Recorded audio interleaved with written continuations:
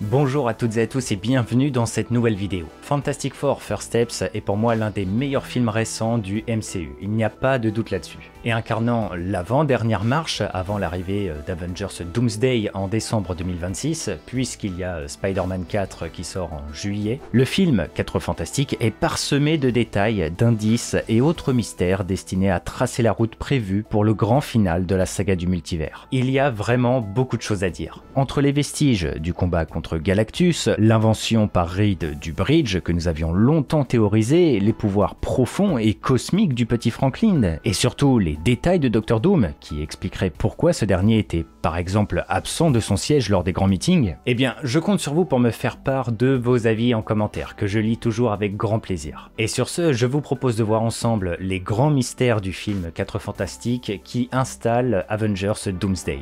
Allez, on y va. Tout d'abord, laissez-moi un peu vous rafraîchir la mémoire. Le film 4 Fantastiques nous présente un nouvel univers alternatif dans le MCU dénommé comme le 828. Un monde qui est totalement marqué par l'empreinte et l'histoire des Fantastiques depuis leur accident spatial, qui les a totalement transformés. Un cadre qui permet largement d'honorer la mémoire de ces héros légendaires des comics, puisqu'ils sont à l'initiative de la plupart des avancements technologiques de leur terre, des prises de décisions politiques majeures au sein des États-Unis, et ils sont reconnus dans le monde entier comme les protecteurs de ce dernier. Et tous ces paramètres vont définitivement prendre leur importance quand la surfeuse d'argent va débarquer sur Terre pour annoncer l'arrivée de Galactus, le dévoreur de mondes. Tandis que Suzanne, enceinte, est sur le point de donner vie, accompagnée par Reed, de leur premier enfant. C'est une menace à l'échelle planétaire. Avec son rôle cosmique de dévoreur, Galactus, victime de sa faim, convoite de consommer la Terre et pire que ça, ressentant l'énergie profonde de Franklin Richards, le futur enfant à naître des Fantastiques, le dévoreur est certain d'avoir trouvé celui qui va le délivrer de sa malédiction en prenant sa place. C'est uni avec les pays du globe que Reed va enfin développer à grande échelle sa plus mythique invention des comics, le Bridge, pour transporter la Terre à un autre endroit dans l'univers où Galactus ne pourrait pas les retrouver. Mais l'être cosmique n'est pas si facilement battable, et c'est une fois sur Terre, en quête de l'enfant, que les Fantastiques vont réussir à vaincre Galactus en déplaçant non pas la planète, mais le dévoreur aux confins de l'espace. Et c'est une fois le calme revenu et Suzanne ramenée à la vie par son fils que 4 ans plus tard, le légendaire Dr Doom, roi de la Latverie, apparaît dans le Baxter Building pour annoncer Avengers Doomsday. Je vous ai résumé succinctement l'histoire, mais en vrai, rien ne vaut un bon revisionnage, et sincèrement il vaut le coup. Et bah ça tombe bien car les 4 Fantastiques arrivent très prochainement sur Disney+. Mais voilà, comme vous le savez, comme toujours, pas pour la France. C'est pourquoi j'aimerais vous parler de NordVPN, qui m'accompagne depuis un très long moment et qui sponsorise cette vidéo. Avec NordVPN, changez votre localisation pour accéder au contenu et catalogue séries, films de n'importe quel autre pays en un seul clic, que ce soit sur votre smartphone, ordinateur, télévision, et ce depuis chez vous. Un indispensable qui me permet depuis des années de voir ou revoir tous les films Marvel récents sur la plateforme comme Thunderbolts depuis fin août et les 4 Fantastiques dans très peu de temps. Sans oublier que les contenus bougent, donc si je ne trouve plus le film que je recherche, pour rester sur Marvel c'était le cas par exemple avec Doctor Strange 2 ou Ant-Man Quantumania très récemment, eh bien je sais qu'avec NordVPN j'y accéderai en toutes circonstances. Tout ça bien évidemment de manière rapide et ultra sécurisée grâce au chiffrement des données sur plus de 10 appareils différents pour faire profiter toute la famille et avec 4 mois offerts si vous profitez de l'offre disponible sur mon lien que je vous partage dans le commentaire épinglé et la description. Tout ça garanti ou satisfait, remboursé sur 30 jours. Voilà, encore un énorme merci à NordVPN pour leur soutien et sur ce, retournons dès à présent dans l'analyse et les théories. Il y a énormément de rumeurs ou autres formes de leaks à propos d'Avengers Doomsday, et ce n'est pas étonnant au vu de la promesse d'un tel film. Néanmoins, il est bon je pense de rappeler que malgré la hype et certaines spéculations assez évidentes, très peu d'éléments actuellement sont officiels. Mais est-ce que cela veut dire que nous n'avons rien à nous mettre sous la dent? Bien au contraire, et c'est pour ça qu'on s'attarde précisément sur les 4 Fantastiques. Kevin Feige, le président de Marvel, l'a dit de lui-même, le film First Steps mène directement à Avengers Doomsday. Et c'est une phrase forte sur laquelle je veux m'appuyer, car cela renforce qu'en plus de l'importance du groupe, le film a été pensé pour poser des bases et des éléments pour Doomsday. Par exemple, il a mentionné qu'on reverrait le Baxter Building, et très certainement qu'il pourrait accueillir plus de héros que dans le film 4 Fantastiques, avec justement les enjeux de Doomsday, et notamment les incursions qui permettront aux personnages de se voir et se rencontrer. Et ça, pour moi, c'est une carte très valide, car l'intérêt de Secret Wars à la toute base, c'est de permettre à des héros et des vilains très éloignés dans la première édition de 84 et provenant d'univers alternatifs dans l'édition de 2015 de se rencontrer, d'interagir ensemble et, comme pour tout événement Avengers, forcer les héros à travailler en commun contre la menace présente. On franchit une nouvelle étape et on peut comprendre l'excitation et le rêve de Kevin Feige de se dire que voilà, ça y est, avec l'acquisition de la Fox, les X-Men, les Avengers, les 4 Fantastiques vont enfin pouvoir se rencontrer. Et ceci prend du sens quand on sait que les frères Russo sont aux commandes, car nous le savons, Avengers Doomsday a des airs d'Avengers Endgame, l'ultime film des frères Russo dans le MCU. Marvel compte vendre le film Doomsday de la même manière, avec des teasers ou des extraits tout au long de l'année rappelant ce qui a été introduit durant la saga du multivers pour arriver à ce moment précis. Ce récit et ce tronc commun que les Russo estimaient qu'il manquait justement pour cette saga. Donc un des intérêts d'Avengers Doomsday, à la manière d'Avengers Endgame, c'est de nous faire voyager pour appréhender tous les lieux et tous les personnages. Je ne sais pas si vous vous souvenez, mais dans Endgame, les frères Russo nous présentaient les différentes temporalités du voyage dans le temps ou les endroits importants avec de gros titres. Ils referont très certainement la même chose dans Doomsday, mais cette fois-ci avec les réalités, du genre Terre 828, Terre 616, Terre 10005, etc., etc. Et pareil, je le cale là car je ne sais jamais où le placer, mais ils avaient fait un caméo de Jim Starlin dans Endgame, le créateur de Thanos et écrivain de la saga du Gant de l'Infini des comics. C'est impossible qu'ils ne fassent pas la même chose avec Jonathan Hickman, dont les travaux inspirent de fond en comble, en large et en travers, toute la saga du multivers actuellement, comme l'arc Time Runs Out ou simplement Secret Wars de 2015. Bref, pour revenir aux 4 Fantastiques et comment ces derniers installent Doomsday, déjà je pense qu'il faut saluer tous les éléments géographiques et autres détails scénaristiques qui ont été mis en place durant le film. En fait, dans ce cadre de conflit multiversel avec les incursions, etc., les univers jouent un rôle fondamental dans l'histoire qui sera développée. L'univers 828 incarne l'identité des 4 Fantastiques, leurs ressources et ce qu'ils vont apporter pour Doomsday. L'intérêt est justement de faire cohabiter cette famille, les X-Men et les Avengers dans un même long métrage, un même combat. Ces 3 groupes légendaires des comics sont là pour signer chacun leur héritage et pour démontrer l'unicité de chaque héros qui doivent tous apporter quelque chose de singulier dans le récit, les univers sont là pour ça. Le premier cas le plus parlant par rapport aux 4 Fantastiques est celui de Doctor Doom. Alors que Captain America Brave New World nous conte l'existence des incursions et Thunderbolts l'arrivée d'une seconde équipe Avengers avant l'apparition soudaine des 4 Fantastiques dans l'univers principal, First Steps, quant à lui, via sa scène post-générique, nous présente un premier visuel de celui qui incarnera le visage principal du conflit à venir, Doctor Doom. Les spéculations à son sujet sont très nombreuses et c'est tout à fait normal. Cependant, comme je vous disais, l'univers joue un rôle très important. Car même si Doom n'apparaît seulement qu'à la fin du film, nous sommes déjà en mesure de comprendre énormément de choses à son sujet. Vraisemblablement, il n'y a désormais plus de doute que Fatalis provienne de l'univers 828, celui des 4 Fantastiques. Bien que certains pourraient penser le contraire, un effort volontaire dans la construction du récit et de l'environnement des 4 Fantastiques a été fait pour montrer que le dictateur est présent dans leur monde. Et cela passe en premier lieu par les 2 meetings réunissant les Nations Unies à l'occasion de la Future Foundation. Tout ceci est très important. Comme présenté dans le récap de Ted Gilbert, le présentateur du talk show, le film se situe 4 ans après l'expédition spatiale qui leur a octroyé des pouvoirs. Une référence très précise, puisque dans les comics, les 4 Fantastiques sont apparus en 1961. Et les comics 48 à 50, qui comptent l'arrivée et l'affrontement contre Galactus, sont sortis en 1965. Je le dis comme ça, mais la vidéo sur le Dévoreur de Monde est toujours disponible si vous voulez connaître son histoire et son développement avec les 4 Fantastiques. Le fait est que, pour les spectateurs, l'émission va donc nous raconter brièvement les hauts faits des 4 Fantastiques durant ces 4 années. depuis leur accident. L'occasion pour Marvel d'enchaîner les références respectueuses des comics, puisqu'on nous parle de Giganto et Moleman, les tout premiers ennemis de la famille, le Mad Thinker du 15e comics de la saga des Fantastiques, Red Ghost et ses singes du comics 13, et tout ça pour arriver à la création de la Future Foundation aux Nations Unies suite à l'accord de paix que Suzanne a obtenu avec Moleman au sujet de Subterranea, une organisation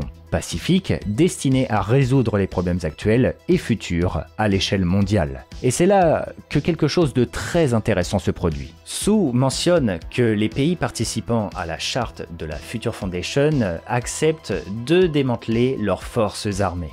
Et c'est à ce moment que l'on nous montre un siège vide avec le drapeau de la Latverie. La Latverie, vous le savez très certainement, mais c'est le pays où Fatalis s'est érigé en tant que roi de la nation. Une monarchie imposée, comme il aime le dire, bien que d'un point de vue extérieur, on parlerait plutôt de dictature. Qu'il ait adhéré ou non à la Future Foundation, puisque le drapeau de son royaume est présent avec tous les autres, comme la Chine ou l'Union soviétique, désignée comme dans les années 60 en tant qu'URSS, l'absence de Doom à ce meeting est bien là pour souligner que la Latverie ne compte pas participer à la Future Foundation, et plus exactement, ne souhaite pas politiquement désarmer son pays pour s'unir aux autres. Un détail profond qui permet de bien présenter Doom et la politique de son royaume dans cet univers 828, destiné à le présenter et le mettre en avant dans Doomsday. Et par rapport au drapeau, il est important aussi de noter que ce dernier a été modifié par rapport aux comics, qui affichait clairement un symbole représentant Doom. La modification apportée n'est pas spécifiée, mais je pense personnellement qu'elle est là pour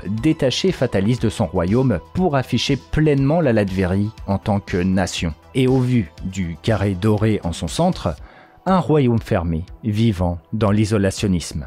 Mais voilà, ce n'est que mon interprétation. Mais ok, très bien, la Latverie existe, c'est une dictature sous le règne de Dr Doom, Fatalis. Il est installé dans l'univers des 4 Fantastiques, mais où était-il lorsque les pays se sont réunis pour participer à l'opération des ponts pour déplacer la planète loin de Galactus? Eh bien, tout ceci est propice à la théorie, et chacun peut avoir sa petite idée en tête. Néanmoins, je pense que la réponse est plus simple qu'on ne le croit. Comme montré à 2 reprises lors du congrès, 2 sièges sont attribués à la Latverie, ce qui signifie que Doom pourrait venir accompagner, voire se faire remplacer par un ambassadeur ou un potentiel premier ministre, comme il y en a déjà eu dans les comics. Par conséquent, la non-présence d'une délégation latvérienne est volontaire. Et on en revient à la phrase de Sue, puisque la Latverie, ce petit pays fermé du sud-est de l'Europe, base, grâce à Doom, toute sa puissance sur le plan militaire et technologique. Et si le MCU respecte les comics, ces derniers n'ont même pas l'euro, puisque Doom s'isole volontairement des autres nations. Et par rapport à ça, il y a une phrase que nous devons mentionner. Suite aux demandes de ressources par Suzanne afin de concevoir des ponts de transportation sur la planète, un JT présente le projet en affirmant que nous faisons face à une mobilisation historique de tous les pays travaillant ensemble. C'est là que c'est intéressant. D'après la carte montrée par Reed pour son plan, nous voyons qu'aucun pont n'a été installé en Latverie, qui est situé au nord de la Serbie et à la frontière de la Roumanie. Et j'ai fait ma petite enquête, le pays n'est pas mentionné non plus dans la liste des participants quand le projet est en cours. Et pour cause, au vu du respect du lore des comics apportés, Doom en tant qu'ennemi et rival des 4 Fantastiques, et plus précisément Reed Richards, ce dernier égoïstement ne souhaite pas s'affilier ou s'allier à son némésis, qui au contraire pourrait plutôt vouloir le voir échouer. Mais dans ce cas d'urgence, puisque la planète entière est menacée, que chacun a le devoir d'y mettre du sien, si la Latverie a bel et bien participé comme mentionné dans le JT qui affirme que tous les pays ont travaillé ensemble, ils auraient pu, comme l'a demandé Suzanne, envoyer simplement des ressources pour permettre la construction des ponts. C'est un cas de figure qui personnellement me paraît plus logique et abordable, car je pense qu'il ne faut pas trop projeter Doom avant les événements de Doomsday et Secret Wars, et en plus cela permettrait de rajouter du sel et de la consistance pour des futures interactions justement dans Doomsday. Si Dr Doom était off-world, véritablement absent du monde lors de l'événement Galactus par rapport aux 4 Fantastiques, cela enlèverait une dimension personnelle qui pourrait pousser le petit pays via un remplaçant de Doom, de participer avec les autres pour la survie de tous. Et mieux que ça, le dictateur pourrait grâce à cet événement jouer la carte de la dette où la Latvérie a participé pour aider les Fantastiques et le monde sans le moindre retour sur investissement. Et c'est le moment où justement il est temps pour nous de parler de l'après Fantastic Four, les 4 années suivant le combat contre Galactus. Comme vous le savez, Dr Doom apparaît véritablement dans la scène post-générique, quand Franklin a désormais à peu près 5 ans. La réaction de Suzanne, une mère qui s'inquiète pour son fils, traduit largement d'après moi, au vu de sa marche calme et lente, mais prête à en découdre, qu'elle reconnaît la tunique verte de son ennemi. Après tout, si Sue est à la tête de la Future Foundation et que le drapeau de la Latvérie est là, elle connaît forcément son dirigeant. Un Fatalis à visage découvert qui se présente à Franklin, le jeune enfant de son rival qu'il n'a jamais encore véritablement rencontré. Pourquoi apparaît-il maintenant? Pourquoi 4 ans après? Personnellement, je suis convaincu qu'avec la cohérence de l'univers installé par Marvel pour les 4 Fantastiques et le profond respect du monde des comics qui est montré, qu'il y a un désir d'opposer véritablement Reed Richards et Victor Von Doom. On le sait, c'est une phrase des frères Russo eux-mêmes, ils veulent adapter pleinement Victor Von Doom. Ils adorent les vilains qui se prennent eux-mêmes pour les héros de leur propre histoire. Et c'est précisément ce qu'incarne Fatalis dans bien des comics. Il est un reflet opposé, un prisme déformé de ce que symbolise Reed Richards. Et pour installer cette rivalité encore inconnue du grand public dans les salles de cinéma, il faut faire démarrer Reed et Victor au même endroit, au même moment, avant que leur divergence de vision ne les pousse chacun à agir différemment dans les enjeux multiversels. Et cela passe premièrement avec la rencontre de Suzanne et Franklin Richards. On nous l'a montré à maintes reprises dans le film, Suzanne est la porte-parole des Fantastiques, le visage rassurant et même leader quand il s'agit de politique ou de coopération. La preuve en est avec Mollman, qui répulse Reed et les gens de la surface, mais qui a pleinement confiance en Suzanne. Ensuite, les 4 Fantastiques sont des mégastars dans leur monde. Tout ce qu'ils ont fait, tous leurs faits et gestes, y compris pendant le conflit Galactus, a été montré et partagé dans le monde entier. Et là où je veux aller avec ça, c'est que déjà, la technologie du bridge, que Suzanne mentionne comme un simple prototype, a été, comme on l'avait théorisé, explorée drastiquement avec la venue de Galactus. Reed, qui peinait à téléporter un œuf,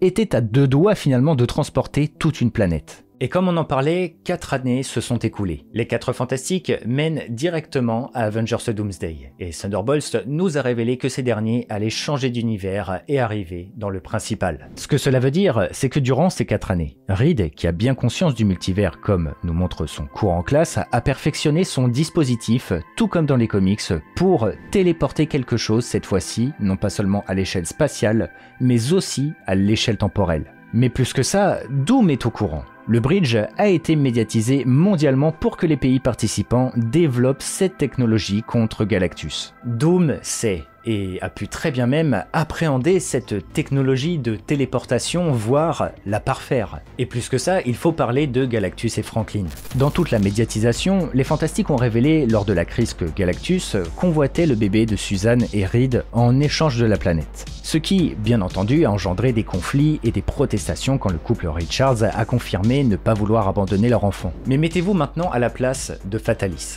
Galactus est venu de lui-même sur Terre chercher l'enfant. Ce dieu massif et gargantuesque de l'espace qui a débouché sur un combat légendaire qui a même poussé le peuple de New York à remplacer la plaque commémorative du combat contre Giganto avec une nouvelle à l'effigie de la victoire contre le Dévoreur. Bien que le dieu de l'espace ait révélé seulement aux 4 Fantastiques la raison de son intérêt pour Franklin, nul doute que Doom pourrait se poser des questions sur la nature de l'enfant, qui a joué un rôle central dans ce combat. Pourquoi ce dieu de l'espace énorme était si désireux d'obtenir l'enfant? Quel est son lien véritable avec ce dernier? Des questions que Fatalis aimerait sans doute connaître la réponse. Ce que cela sous-entend du point de vue de Doom, c'est que cet enfant possède quelque chose d'incommensurable. Et pour cause, ce dernier, comme l'affirme Suzanne, n'est pas comme ses parents. Il est bien plus qu'eux. Il est détenteur d'un pouvoir cosmique si profond qu'il pourrait libérer Galactus de sa malédiction divine et prendre sa place. Ce dieu cosmique dévoreur de planètes. Et de la même manière que Galactus partage son pouvoir avec son héros, Franklin a utilisé et partagé un fragment de son pouvoir à lui avec sa mère pour la ramener à la vie. Et les plus assidus captent peut-être où je commence à me diriger. Est-ce que Franklin ne pourrait pas prendre le rôle d'un certain Molecule-Man, sous une certaine forme? Le rôle de source de pouvoir illimité qui permettrait à Doom de faire de grandes choses? Eh bien, il y a un dernier point par rapport à l'installation de Doomsday que nous devons absolument parler. En lien avec ce qu'on a raconté, il y a un truc qui m'interpelle fort, et cela m'interpelle car c'est justement les frères Russo qui sont aux commandes, et ils pourraient largement exploiter ça, les connaissants. Eux qui adorent la première édition de Secret Wars de 84 qu'ils ont découvert quand ils étaient jeunes. Galactus, dans le film, s'est fait jeter et téléporter tellement loin qu'il mettrait des millions d'années à retrouver la Terre d'après Reed. Or, si Galactus a été téléporté, il me semble que quelque chose est par contre resté en orbite autour de la Terre. Son vaisseau. Et bien sûr, c'est quelque chose que j'ai envie de placer là, comme ça. Mais dans Secret Wars de 84, Galactus joue un très grand rôle dans la montée en puissance de Dr. Doom. Fatalis va absorber les pouvoirs du Dévoreur, et surtout, il va explorer et manipuler son vaisseau de fond en comble. Reed l'a découvert de lui-même, de par ses prélèvements via Herbie. Le Dévoreur cosmique provient bel et bien d'une époque antérieure à l'univers 828. Il est une force aussi nécessaire que les étoiles dans le ciel. Il faudrait bien 10 ans pour ne serait-ce qu'appréhender une forme de compréhension de sa nature et son existence. Le vaisseau de Galactus pourrait être une solution à la montée en puissance de Doom dans le MCU. L'engin a même pu être récupéré et potentiellement exploité par la Future Foundation. Et dans ce pays déjà très futuriste et avancé technologiquement grâce à ses génies, imaginez l'échelle de connaissances et de découvertes cosmiques qu'ont pu faire nos personnages, que ce soit Reed ou Doom, pour le prochain film Avengers, grâce au vaisseau du Dévoreur de mondes. Eh bien, ce sont des questions que j'aimerais beaucoup explorer davantage dans de prochaines vidéos. Car comme vous le voyez, il y a beaucoup à dire et nous sommes très loin d'avoir tout découvert, hein. On n'a gratté que la surface. Moi personnellement, je suis surhypé par les 4 Fantastiques. C'est un sujet que j'adore et si vous voulez d'autres vidéos, n'hésitez pas à me le faire savoir dans l'espace commentaire. Si c'est quelque chose qui vous dit, il y a plein d'autres sujets qui peuvent découler de ce film. J'aimerais beaucoup, pourquoi pas, vous faire une vidéo sur le retour de Galactus, car il y a plein de choses à dire à ce sujet. Mais voilà, comme je vous l'ai dit, c'est à vous de me dire les amis. En attendant, je vous remercie comme toujours de m'avoir écouté jusqu'au bout. Je ne sais pas si vous l'avez vu, mais je me suis mis récemment aussi aux shorts. Des shorts plus orientés comics et lore de Marvel, histoire que vous puissiez bien tout comprendre. J'essaye de vous faire de la qualité, je peaufine la recette pour que ça soit encore meilleur. Donc voilà, vous me direz ce que vous en pensez. N'hésitez pas à aller voir tout ça en tout cas. Voilà. N'oubliez pas non plus de vous abonner à la chaîne et de laisser un petit pouce bleu. Les amis, on se retrouve très prochainement, très vite pour une autre vidéo. Allez. Ciao tout le monde.